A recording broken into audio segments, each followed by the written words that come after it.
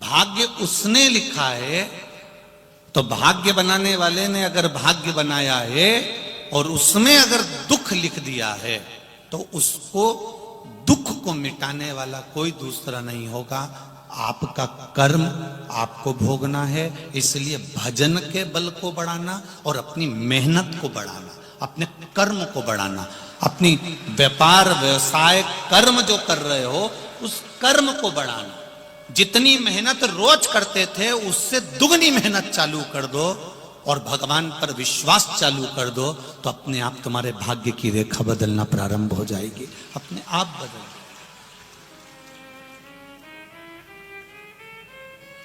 किसी की सामर्थ्य तो नहीं है कि आपके भाग्य को बदलते, भाग्य आपका अपने को बदलना पड़ेगा।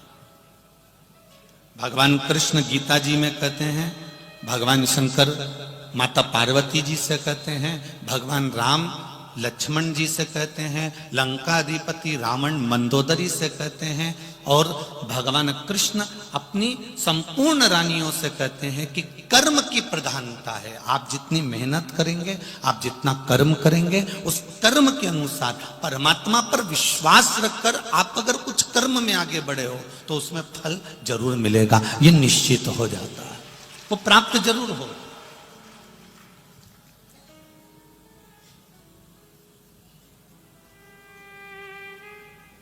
घर में बैठ के केवल आंसू बहाने से मेरा तो कोई साथी नहीं दे रहा, मैं तो बड़ा दुखी हो गया, मेरी जिंदगी तो यूं ही बेकार हो गई, ये बोलने से कोई साथ नहीं देगा, ये कहने से कोई तुम्हारा पक्ष नहीं लेगा।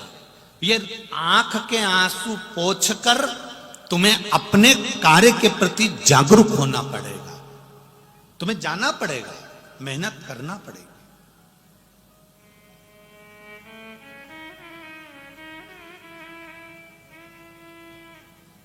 ऐसा कोई व्यक्ति नहीं जिसको भगवान ने यूं ही साधारणता में जन्म दे दिया।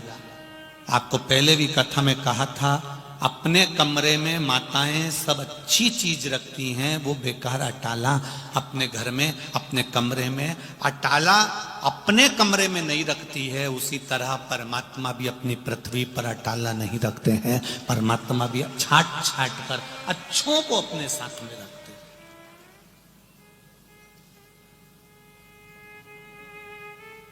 किसी के आगे जाकर अपने दुख का रोना मत रो।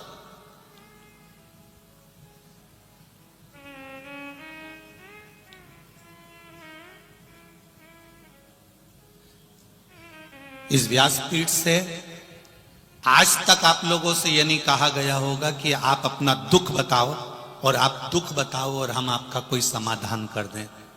बोला कभी ऐसा कि आप माइक पकड़ो और अपना दुख बताओ कि मैं इस चीज से दुखी हूं और गुरुजी कोई उपाय बता दो? तो अगर आपको माइक पकड़ा कर कहें कि आप अपना दुख बताओ और हम उसका उपाय बताएं, तो हमारा भी तो जीवन में ये मनुष्य का शरीर है, हम पर भी कोई दुख होगा, फिर हम किसके पास जाकर कहें कि हमारा कोई उपाय बता दो? दुनिया में अपने कर्म को स्वयं काटना पड़ेगा। राम जी वन क्यों गए?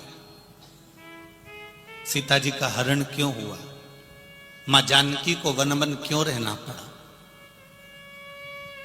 भगवान कृष्ण को अपना गांव छोड़कर दूसरे गांव क्यों जाना पड़ा? दूसरा गांव जाने के बाद भी छोड़कर द्वारका क्यों जाना पड़ा? जब वो परमात्मा थे तो फिर क्यों गए?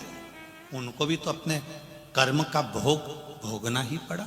हम पहले भी कथा में कहते हैं, भगवान से नहीं डरना, मत डरो। वेद और पुराण से नहीं डरना, मत डरो। धर्म और शास्त्रों से नहीं डरना, मत डरो। संत साधु से नहीं डरना, मत डरो। माता पिता से नहीं डरना, मत डरो। घर के बुजुर्गों से नहीं डरना, मत डरो।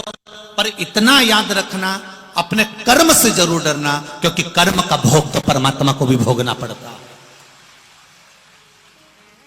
राम जी ने छुप कर मारा था उस बाली को, कृष्ण अवतार में उस बाली ने छुप कर मारा था भगवान कृष्ण के चरण में। सीता जी ने एक चिड़िया कैद में रखी, माता जानकी को कैद में रहना पड़ा। ये कर्म का भोग है जो मनुष्य को भोगना ही है। अपने कर्मों को स्वयं काटना। आप अगर पड़ोसी के यहाँ जाकर कह भी दोगे, आप किसी से जाकर बोल भी दोगे कि मुझे ये दुख है, आप किसी से जाकर कह दोगे कि मुझे ये तकलीफ है, तो क्या वो तकलीफ मिटा देगा? अरे बोलो तो जम के, नहीं मिटाएगा।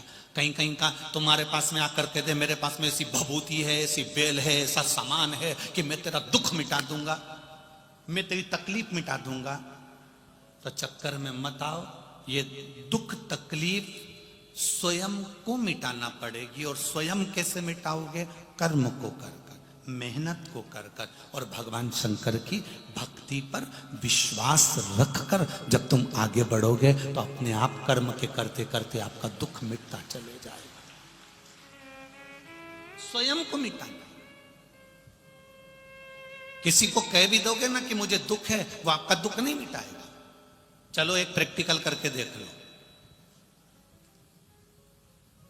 अपनी पड़ोसन से जाकर कहना, जिसको तुम अपनी सारी बात बताती हो, जिस रिश्तेदार को तुम अपनी सारी बात बताते हो, उस रिश्तेदार से एक बार 1-2 महीने बाद जाकर कहना मुझे 10 लाख रुपए की जरूरत है, तू दे दे।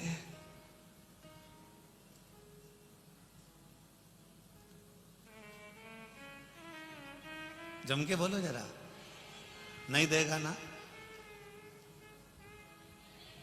नहीं, तुम्हारे गांव में ऐसा हो तो बता दो। बोलो रे, देगा कोई? नहीं देगा। अब तुमने इतनी सारी बात उसको क्यों फिर बताई? मेरे घर में ये तकलीफ है, मेरे घर में वो तकलीफ है, मेरे घर में ये दुख है, मेरे घर में वो दुख है। जब वो तुमको तुम्हारी दुख की घड़ी में 10 लाख नहीं दे सकता, 10 लाख तो जाने दे 10,000 नहीं दे सकता, तो फिर अपनी बात कहकर अपना मन उसके सम्मुख में क्यों खोलते हो? जो देने वाला है मेरा देव अधिदेव महादेव, उसके पास जाकर अपनी बात रख दीजिए।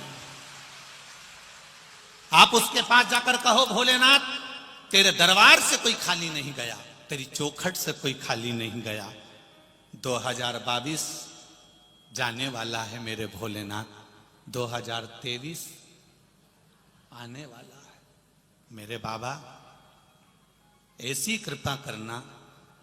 हम जानते हैं कि 22 के बाद में 23 आने वाला है। 22 जैसा भी गया आपकी कृपा से गया, पर मेरा विश्वास जितना अभी आपके चरणों में है, 2023 में उससे ज्यादा विश्वास आपके चरणों में हो जाए। मेरा विश्वास आपके चरणों में उससे सर्वे भवन्तु सुखिनः। मेरा गांव, मेरा घर, मेरा मोहल्ला, मेरी सोसाइटी, मेरी कॉलोनी, मेरा गांव, मेरा प्रदेश, मेरा देश, मेरा राष्ट्र और संपूर्ण विश्व का कल्याण हो जाए, ऐसी कृपा मेरे महादेव कर देना।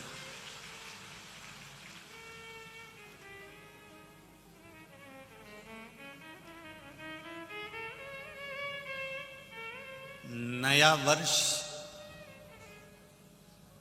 नूतन वर्ष 2023, वैसे तो हम लोग तो सनातनी भाव में संवत को मानते हैं, पर आज के नवयुवक बच्चे लोगों को इसी से एक बदलाव लगता है, इसलिए कहना चाहेंगे नए वर्ष की शुरुआत किसी होटल में नहीं, किसी नशे से नहीं, नए वर्ष की शुरुआत मेरे महादेव के चरणों से करिएगा। मेरे महादेव के चरणों से करिएगा। 31 के दिन भी 1 लोटा जल, और जब अगला दिन आ जाए तो भी 1 लोटा जल। और बाबा से कहना 22 से 23 में तू लेकर आया है, मुझे उम्मीद है जिंदगी के हर पहलू में मुझे आगे तू लेकर जाएगा। अपने विश्वास को दृढ़ करें, अपने भरोसे को दृढ़ करें। हर किसी के सामने अपनी बात को नहीं कहना।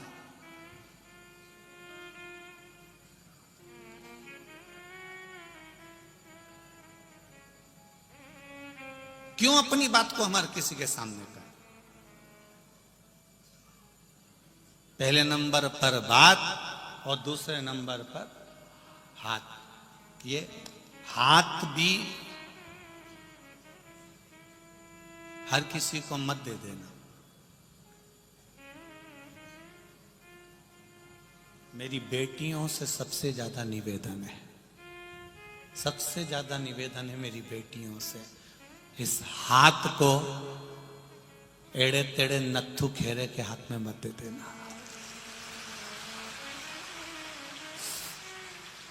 ये तुम्हारे जीवन का जो पिता बेटी का कन्यादान करता है, उस पिता की पूंजी है बेटी का हस्त कमल। हर किसी को नहीं दिया जाता। जरा सा बॉडी शॉडी बना ली, जरा सी गाड़ी घोड़ा ले आया, 2-4 बार तुमको चाउमीन खिलाने ले गया और तुमने अपना हाथ उसके हाथ में दे दिया। बहुत सोचिए, बात भी किसी के सम्मुख में मत कहो और हाथ भी किसी के सम्मुख में मत दो। बात भी मेरे शंकर के पास जाए और ये हाथ भी, इसमें बहुत सी रेखाएं उल्टी सीधी होती है। हो सकता हमारे भाग्य में कहीं दुख लिखा हो, कष्ट लिखा हो। तो जब जब मंदिर में जाओ, शंकर के मंदिर में जाओ तो जल चढ़ाकर शिव जी के जल को हाथ में झेल लो, और राम कृष्ण के मंदिर में जाओ, दत्त के मंदिर में जाओ तो पंडित जी, संत, गुरु, साधु आपके हाथ में चरणामृत दे तो इस हाथ को आगे कर दो। क्यों? चरणामृत का जल, शंकर भगवान का चढ़ा हुआ जल, गुरु जी के हाथ का प्रसाद, परमात्मा के हाथ का जल जब हमारे हाथ में आएगा तो रेखा कितनी भी उल्टी हो वो सीधी होती चली जाए। तुम मंदिर में जाओ, तुम्हारे यहां भी बहुत सारे मंदिर है। लक्ष्मी नारायण का मंदिर होगा, वेंकटेश भगवान का मंदिर होगा, दत्त मंदिर होगा, राम जी का मंदिर होगा, कृष्ण भगवान का मंदिर होगा, गुरु जी का मंदिर होगा, शंकर जी का मंदिर होगा। उस मंदिर में जाना, पंडित जी आसन लगा के बैठ जाते हैं, बोलो सही है कि गलत है? और वो एक पंच पात्र से तुमको देते कि नहीं देते चरणों तक? अरे बोलो तो जम के देते हैं। पंडित जी ने कभी तुमसे ये किया, मुंडा फाड़ो, और पंडित जी ने कहा लो मैं तुम्हारे मुंह में डाल देता हूं? बोला कभी ऐसा? नहीं। उन्होंने एक बात जरूर की, हाथ आगे करो। बोला कि नहीं बोला? हाथ आगे करो। पंडित जी क्यों बोल रहे हैं कि हाथ आगे करो?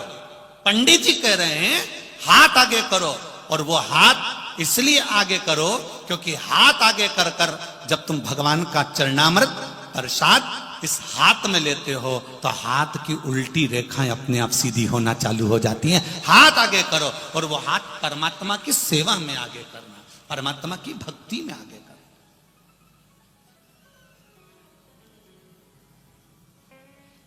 चरण और आचरण दोनों में अंतर है।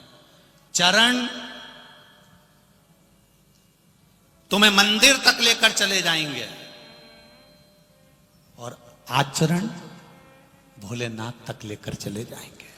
अंतर है दोनों। चरण तुम्हें मंदिर तक ले जाना है, चरण तुम्हें शिव कथा तक ले जाना है, चरण तुम्हें गुरु के दरवाजे तक ले जाना है, चरण तुम्हें परमात्मा की चौखट तक ले जा रहे हैं, चरण तुम्हें तीर्थ तक ले जा रहे हैं, चरण तुम्हें सदगुरु की शरणागति तक लेकर जा रहे हैं। पर तुम्हारा आचरण, तुम्हारा व्यवहार, तुम्हारा भजन, तुम्हारा स्मरण, तुम्हारी भक्ति और तुम्हारा भगवत कीर्तन, तुम्हारा किया गया अच्छा कर्म तुम्हें भगवान के करीब लेकर जा रहा है। मंदिर तक ले जाने की गारंटी इन चरण की है, पर परमात्मा तक ले जाने की गारंटी इस आचरण की है, इस मन की है, इस चित्त की है। परमात्मा तक आचरण लेकर जाएगा। हम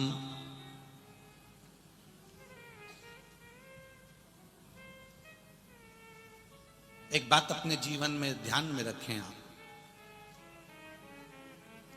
हमारा जो मनुष्य का जो देह होता है, मानव का जो शरीर होता है, ये बड़ा विचित्र शरीर होता है।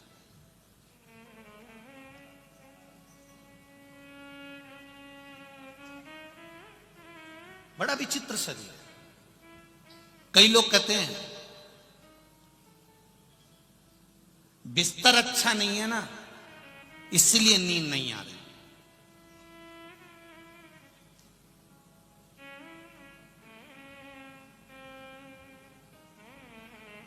मैं आप सबसे पूछना चाहता हूं, जितने भी लोग आस्था चैनल पर कथा सुन रहे हैं और जितने लोग फेसबुक यूट्यूब पर कथा सुन रहे हैं और जितने लोग यहां बैठकर कथा सुन रहे हैं, बिस्तर से, गादी तकिए से, डनलप के गद्दे से, फोम के गद्दे से, रुई के गद्दे से, कपास के गद्दे से या बहुत सुंदर मखमल के गद्दे से कभी नींद आती है क्या? नींद हमेशा दिल के सुकून से नहीं आ सकती। हम गद्दे में नींद ढूंढ रहे हैं, हम गोदड़ी में नींद ढूंढ रहे हैं, हम कम्बल में, रजाई में नींद ढूंढ रहे हैं। वो नींद गादी में नहीं आ सकती। कोई डनलप का गद्दा, इतने सारे लोग बैठे हैं, इसमें से किसी किसी के घर में तो इतना मोटा भी गद्दा होगा, इतना जोरदार होगा, एसी भी लगा होगा, डनलप का गद्दा भी होगा, सोफा भी होगा, सब कुछ होगा, उसके घर में सारा सुख होगा। पर पूछो, रात को 12-12 बजे तक नींद नहीं आती, करवट बदलते रहो, नींद ही नहीं आ रही है। फिर पत्नी पति से कह रही मुझे नींद नहीं आ रही, ना जान। पति बोले, कभी कभी पति बोल देता मुझे नींद नहीं आ रही, एसी बढ़ाया, एसी डाउन करा, पानी पी लो, पानी पिया, गोली खाई तो भी नहीं आई, रात के 3 बजे फिर उठ के बैठ गया। आखिर नींद क्यों नहीं आ रही? क्योंकि हमने गद्दा तो बड़ा ले लिया, हमने गद्दा तो मोटा बना लिया, हमने एसी भी लगवा लिया, पर इस दिल को महादेव से नहीं जोड़ पाए, इसलिए वो नींद चली गई।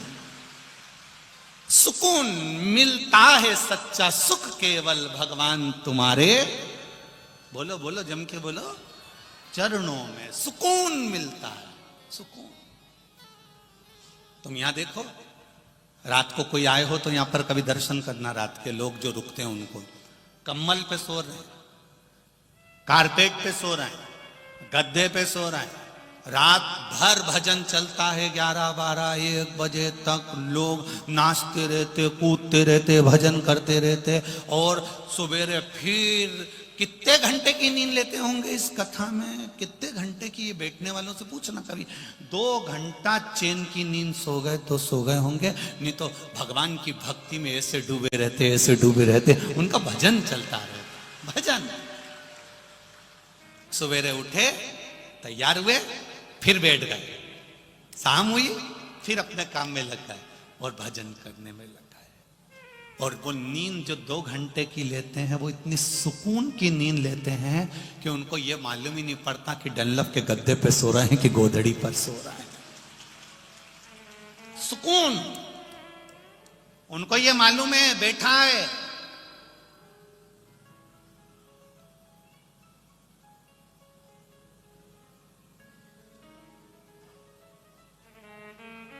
कोई लोग कह रहे थे गुरुजी, बापू रिकॉर्ड प्रेजेंट्स,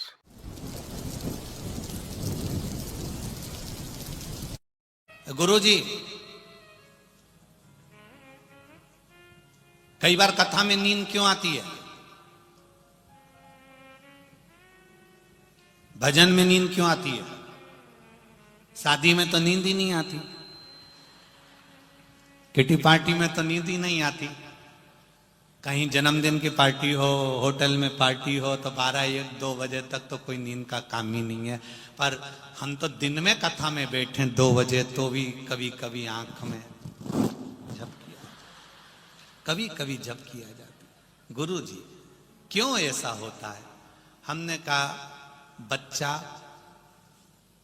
पूरी मोहल्ले में खेलता रहता है, बच्चे को कहीं नींद आती है मोहल्ले में? बोलो बोलो जम के। नहीं आती। वो बच्चा पूरे मोहल्ले में खेलने के बाद अपने घर आता है, मां की गोद में बैठता है, पापा की गोद में बैठता है, पिता की गोद में बैठता है। मां की गोद में बैठते से, पिता की गोद में बैठते से ही पिता, माता उसके ऊपर हाथ रखते हैं और बच्चा गोदी में ही सो जाता है। वो बच्चा गोदी में सो गया, पूरे मोहल्ले में कहीं जाकर नहीं सोया। सोया तो माँ की गोद में, पिता की गोद में सोया। उसी तरह उस बच्चे को जो सुकून मिलता है वो माता और पिता की गोद में मिलता है, और आपको जो सुकून मिलता है वो शिव महापुराण की कथा में मिलता है। इसलिए थोड़ी थोड़ी कभी कभी